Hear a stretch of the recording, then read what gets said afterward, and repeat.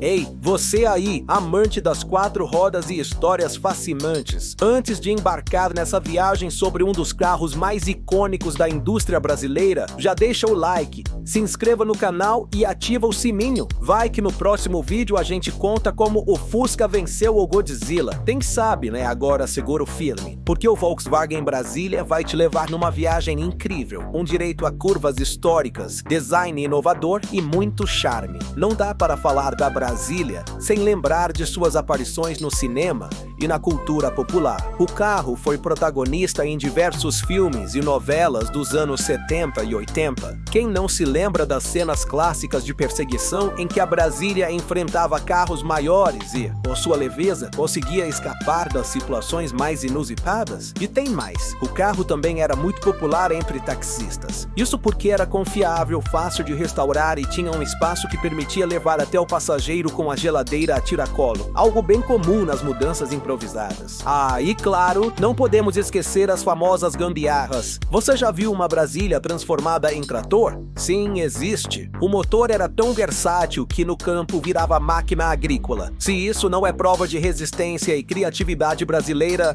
eu não sei o que é. Era uma vez, nos anos 70, um Brasil que queria mais. O Fusca já era rei, mas o público ansiava por algo diferente. Um carro que unisse a robustez do irmão mais velho com um design inovador, perfeito para famílias crescentes para enfrentar as ruas estreitas, criativas do nosso país. Assim nasceu o Volkswagen Brasília, um carro projetado com alma brasileira, mas com aquele toque germânico de eficiência. Imagine a cena: engenheiros e designers da Volkswagen do Brasil trabalhando dia e noite para criar um carro que fosse acessível, espaçoso, econômico e, claro, resistente aos buracos. Depois de muitas pranchetas rabiscadas e testes, em 1973, o Volkswagen Brasília entrou em cena. A história de Brasília é um verdadeiro caso de feito sob medida. Inspirado no desejo de criar um veículo que combine a simplicidade mecânica do Fusca com mais espaço interno e modernidade, o projeto foi desenvolvido aqui mesmo no Brasil. E o nome? Uma homenagem à nossa capital modernista, símbolo de um país que queria mostrar ao mundo o seu potencial.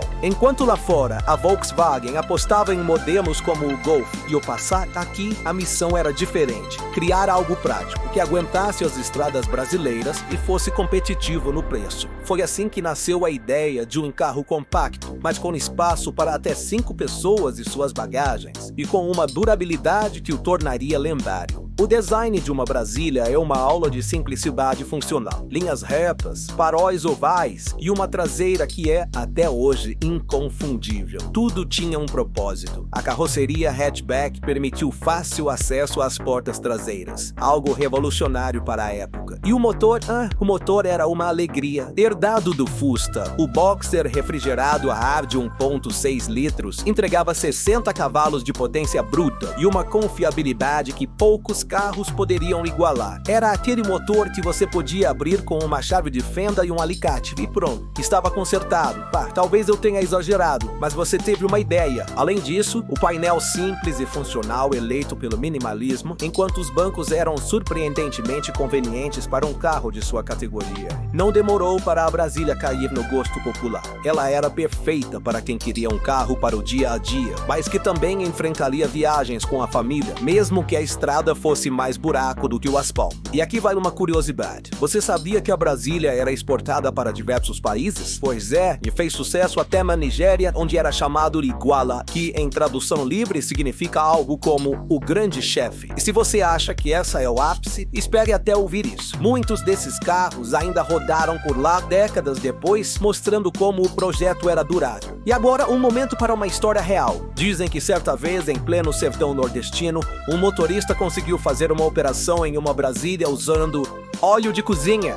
Pois é, meu amigo, o motor era tão simples e adaptável que algumas gambiarras viraram lendas. Claro, isso não é uma recomendação, deixa a criatividade mecânica para os especialistas. Depois de passar horas submerso, bastou uma limpeza no motor e lá estava ele, pronto para rodar de novo. Por que tal, como tudo na vida, o reinado de Brasília chegou ao fim. Com o avanço tecnológico e a chegada de modelos mais modernos, ele deu seu adeus em 1982, mas o legado ficou. Hoje a Brasília é um símbolo de uma época época em que os carros eram simples, resistentes e tinham personalidades únicas.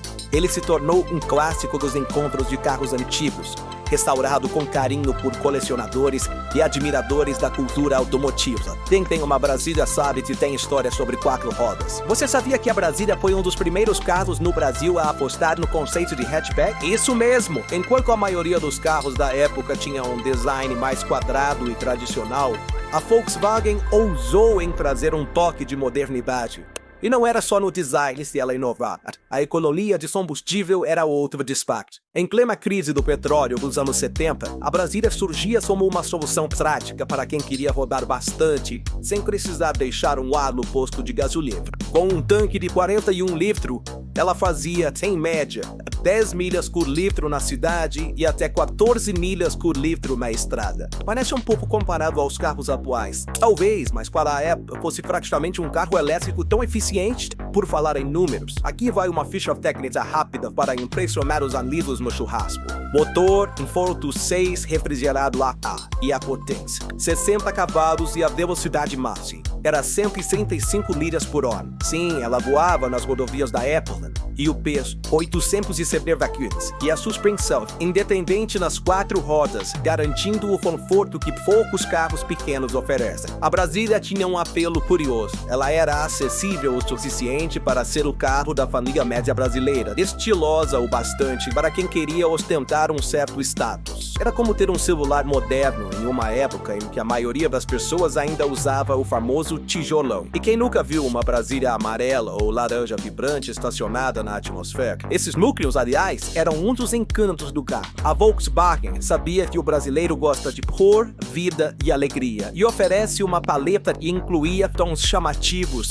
e até exóticos para a época, como verde abafado e azul padrão. Hoje, a Brasília ocupa um lugar especial no coração dos entusiastas de carros antigos, e alguns modelos chegam a ser vendidos por preços altíssimos em leilões. Afinal, não é só um carro, é um pedaço da história automotiva nacional. E o que dizer da comunidade que se formou em torno dela? Encontros de carros antigos, grupos em redes sociais e até competições de restauração são dedicados a manter viva a memória desse ícone. E para fechar com chave de ouro, vamos falar de um momento emblemático que selou a Volkswagen Brasília como um verdadeiro ícone pop. Quem aí se lembra dos Mamonas Assassinas? Sim, a banda mais irreverente e amada dos anos 90, que transformou a música brasileira com seu humor e carisma. E o que a Brasília tem a ver com isso? No clipe da música Pelados em Santos, os Mamonas imortalizaram a Brasília amarela. Esse modelo virou praticamente um integrante da banda, a letra hilária, que dizia: minha Brasília amarela tá de portas abertas pra modo a gente se amar pelados em Santos. Caiu no gosto do público e ajudou a eternizar o carro como símbolo de irreverência e diversão. Clipe cheio de humor e criatividade